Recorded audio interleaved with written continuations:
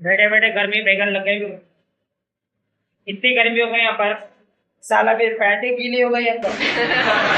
यहाँ कुछ बैठता हूँ, यहाँ टेपूला गरम गरम है, पिंडे में लग जा रही है अपनी हालत।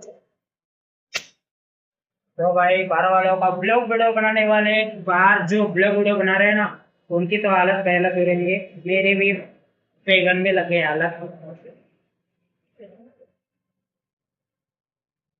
भाई यहाँ पर एसी है, एसी में हमारा सेट बैठ रहा है, ठीक है।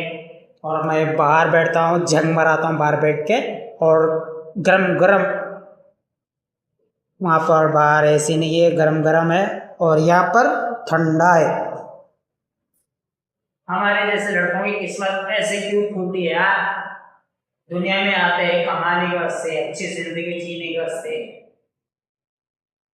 बाद में बिठा के लवे को साथ गरम गरम कर दे रहे, पीछे से पूरा पेंडल गरम गरम हो जा रहा है।